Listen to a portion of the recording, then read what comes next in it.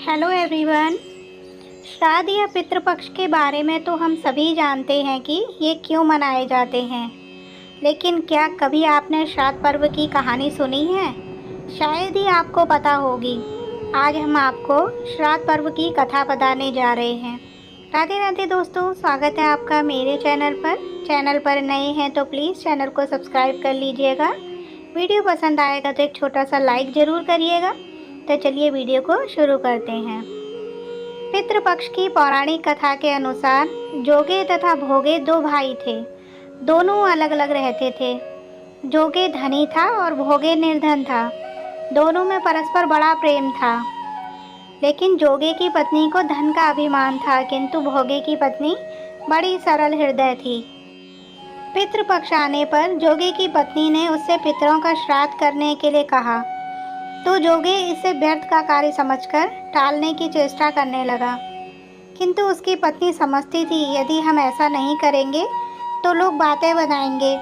फिर उसे अपने मायके वालों को दावत पर बुलाने और अपनी शान दिखाने का यह उचित अवसर लगा। तो वह बोली, शायद आप मेरी परेशानी की वजह से ऐसा कह रहे हैं, किंतु इसमें मुझे कोई परेशानी नहीं होगी। मैं भोगे की पत्नी को बुला लूँगी, दोनों मिलकर सारा काम कर लेंगे। फिर उसने जोगे को अपने मायके न्योता देने के लिए भेज दिया। दूसरे दिन उसके बुलाने पर भोगे की पत्नी सुबह सवेरे आकर काम में जुट गई। उसने रसोई तैयार की, अनेक पकवान बनाए, फिर सभी काम निपटाकर अपने घर आ गई। आखिर उसे भी तो पितरों का श्राद्ध अर्पण करना था। इस अवसर पर न जोगी की पत्नी ने उसे रोका न वह रुकी। शीघ्र ही दोपहर हो गई। पितर भूमि पर उतरे। जोगे भोगे के पितर पहले जोगे के यहाँ गए तो क्या देखते हैं कि उसके ससुराल वाले वहाँ भोजन पर जुटे हुए हैं। निराश होकर वे भोगे के यहाँ गए। वहाँ क्या था? मात्र पितरों के नाम पर अगियारी दे दी गई थी। पितरों ने उसकी राख चाटी और भूखे ही नदी के तट पर जा पहुँचे। थोड़ी देर में सारे पितर इकट्ठे हो गए और अपने अपने यहाँ के श्राद्धों की बड़ाई करने लगे। जोगे भोगे के पितरों ने भी अपनी आपबीती सुनाई। फिर वो सोचने लगे, अगर भोगे समर्थ होता तो शायद उन्हें भूखा न रहना पड़ता, मगर भोगे के घर में तो 2 जून की रोटी भी खाने को नहीं थी। यही सब सोचकर उन्हें भोगे पर दया आ गई। अचानक वे नाच नाच कर गाने गाने लगे, भोगे के घर धन हो जाए, भोगे के घर धन हो जाए। सांझ होने को हुई। भोगे के बच्चे कुछ भी खाने को नहीं मिल रहा था। उन्होंने माँ से कहा, माँ भूख लगी है।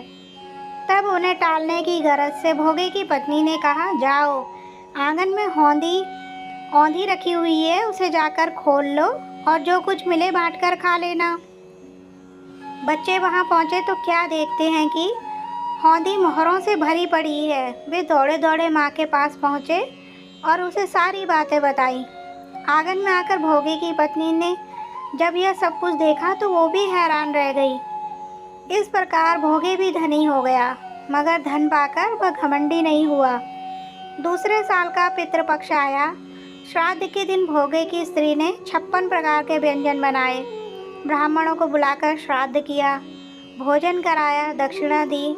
जेठ जेठानी को सोने चांदी के बर्तनों में भोजन कराया। इससे पितर बड़े प्रसन्न तथा तृप्त हुए।